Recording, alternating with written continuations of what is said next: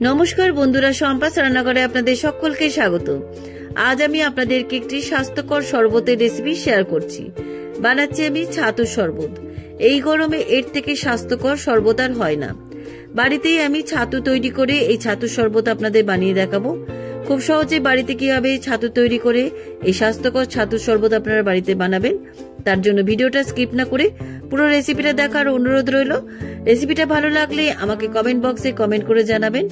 ভালো লাগলে like বাটনটাও press করে দেবেন আর আপনাদের বন্ধুদের মধ্যে আমার ভিডিওটাকে শেয়ার করে দেবেন। আর আমার নতুন বন্ধুদের কাছে অনুরোধ, আমার চ্যানেলটাকে সাবস্ক্রাইব করে পাশে থাকবেন। আর আমার চ্যানেলে নতুন নতুন রেসিপি দেখার জন্য পাশে থাকা ছোট্ট বেল আইকনটাও প্রেস করে দেবেন। চলুন আর কথা না বাড়িয়ে কিভাবে আজকে এই স্বাস্থ্যকর ছাতুর শরবত বাড়িতে বানাবেন রেসিপিটা দেখে নেওয়া যাক। ছাতুর শরবত তৈরি করার জন্য আমি এখানে 200 গ্রাম খোসা ছাড়ানো ছোলা নিয়েছি। আপনারা এরকম খোসা সমেত ছোলাও নিতে পারেন। আর নিয়েছি এখানে ধনেপাতা আর কাঁচা লঙ্কা, আর নিয়েছি পাতিলেবু, আর এখানে নিয়েছি একটা পেঁয়াজ, আর নিয়েছি আমি এখানে লবণ, আর নিয়েছি বিট লবণ। এবার আমি প্রথমে ছাতুটা তৈরি করে নেব। ছাতু তৈরি করার জন্য মিক্সির ছোট জারটা নিলাম। মিক্সির ছোট জারের মধ্যে আমি ছোলাগুলো দিয়ে দিচ্ছি। আপনারা কিন্তু ছাতুটা তৈরি করার জন্য কিন্তু অবশ্যই মিক্সির ছোট জারটা নেবেন, তাহলে গ্রাইন্ডটা ভালো হবে। সমস্ত ছোলাগুলো মিক্সির জারের মধ্যে দিয়ে দিলাম। এবার আমি গ্রাইন্ড করে ফিরে আসছি। মিক্সিতে আমার গ্রাইন্ড করা হয়ে গেছে। দেখুন একদম মিহি করে গ্রাইন্ড করে নিয়েছি, আপনাদের সামনে এনে দেখাচ্ছি। দেখুন একদম মিহি করে গুঁড়ো করে নিয়েছি। এবার এই ছোলা ছাতুটা একটা বাটির মধ্যে আমি ঢেলে রাখছি।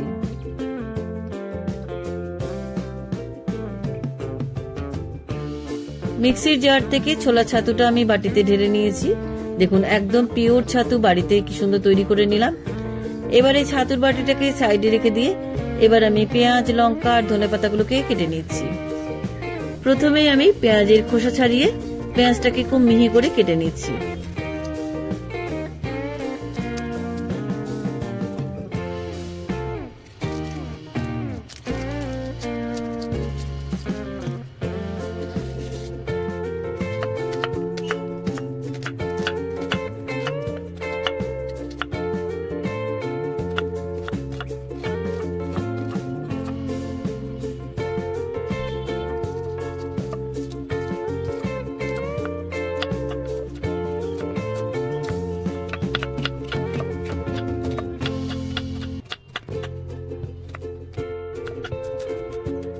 পেঁয়াজটাকে খুব মিহি করে কাটা হয়ে গেছে। এবার আমি দুটো কাঁচা লঙ্কাকে মিহি করে কেটে নিয়েছি। আমি এখানে দুটো কাঁচা লঙ্কা নিয়েছি। আপনারা আপনাদের স্বাদ অনুযায়ী যেমন ঝাল খেতে চান সেই বুঝে কাঁচা লঙ্কা নেবেন।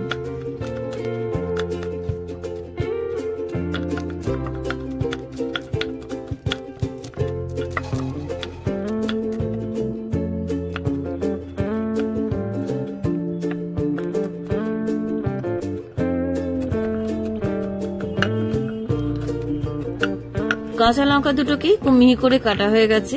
এবার আমি ধনেপাতাগুলোকে মিহি করে কেটে নিচ্ছি।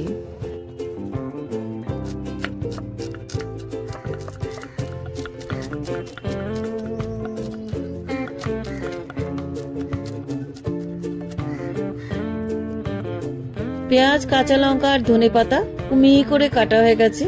এবার আমি ছাতুর শরবতটা বানাবো। ছাতুর শরবত বানানোর জন্য একটা বড় মিক্সিং বোল নিলাম। মিক্সিং বোলের মধ্যে আগে থেকে মিক্সিতে গুঁড়ো করে রাখা ছোলা ছাতু দিয়ে দিচ্ছি। আমি এখানে ভর্তি 6 টেবিল চামচ ছাতু দিয়ে দিচ্ছি। ভর্তি 6 টেবিল চামচ আমি ছোলার ছাতু দিয়ে দিলাম। এবার এই ছাতুর মধ্যে আমি দিয়ে দিচ্ছি 1 কাপ জল।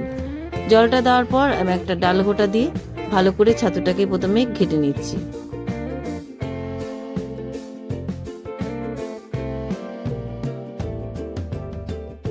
প্রথমে 1 কাপ জল দিয়ে ছাতুটাকে ডাল ঘোটা দিয়ে খুব ভালো করে ঘেটে নিলাম। এবার আমি এর মধ্যে দিয়ে দিচ্ছি 1/2 টিস্পুন লবণ। এবার আমি এর মধ্যে দিয়ে দিচ্ছি 1/2 টিস্পুন বিট লবণ। এবারে দিয়ে দিচ্ছি আগে থেকে মিহি করে কেটে রাখা পেঁয়াজ কুচি। এবারে দিয়ে দিচ্ছি কাঁচা লঙ্কা কুচি। কাঁচা লঙ্কা ঝালটা আপনাদের স্বাদ অনুসারে দেবেন। এবার এর মধ্যে দিয়ে দিচ্ছি ধনেপাতা কুচি। এবার আমি দিয়ে দিচ্ছি এর মধ্যে 2 কাপ জল।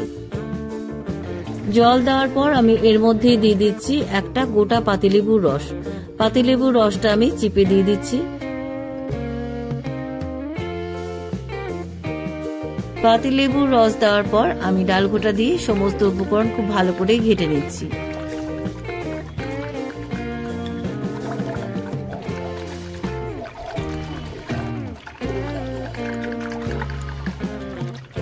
ডাল ঘোটা দিয়ে ছাতু শরবতটা আমার খুব ভালো করে ঘাটা হয়ে গেছে।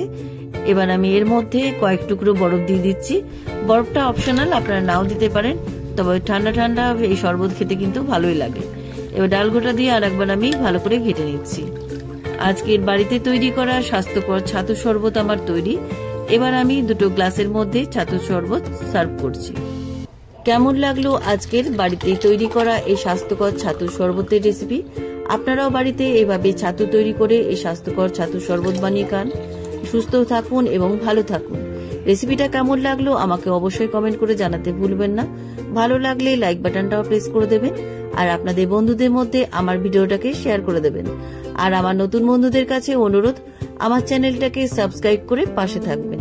আর আমার চ্যানেলে নতুন নতুন রেসিপি দেখার জন্য পাশে থাকা ছোট্ট বেল আইকনটাও প্রেস করে দেবেন। আজ তাহলে চলি, আবার একটা নতুন দিনে নতুন রেসিপি নিয়ে আপনাদের কাছে চলে আসবো। সবাই ভালো থাকবেন, সুস্থ থাকবেন। ধন্যবাদ।